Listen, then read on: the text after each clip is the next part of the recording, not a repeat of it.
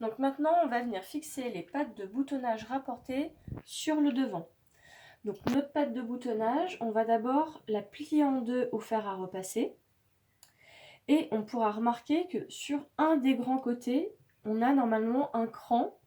C'est un cran d'assemblage qui vient se mettre au niveau de la pince.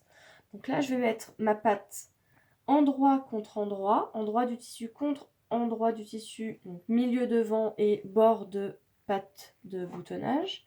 Je mets d'abord mon cran, j'épingle, donc de partout.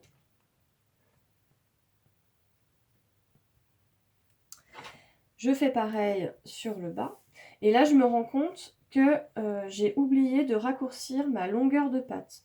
Donc, si vous vous souvenez de mes premières indications où j'ai décalqué mon devant, j'ai raccourci mon devant parce qu'il allait être trop grand.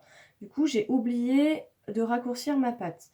Donc, c'est pas grave, à ce moment-là, vous piquez d'abord votre patte et ensuite vous venez couper à la même longueur que votre devant. Donc là, on va venir piquer à 1 cm du bord tout le long en faisant un point d'arrêt au départ et à la fin. Donc je vous montre le résultat. Donc ça va donner ça.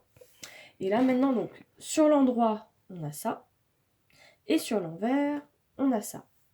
Donc là, on va aller au fer à repasser et on va repasser la couture vers l'intérieur de notre parmenture. Notre parmenture finie, ça va donner ceci. Une fois que ça sera terminé. Donc on voit bien que la valeur de couture que l'on vient de piquer, elle va se retrouver à l'intérieur. On ne la verra pas. Quand on est au fer à repasser, on va également replier l'autre côté de la parmenture de 1 cm. Ça c'est pour une future préparation. Et là, maintenant, vous avez bien terminé votre parmenture. Donc ça, vous le faites sur vos deux devants.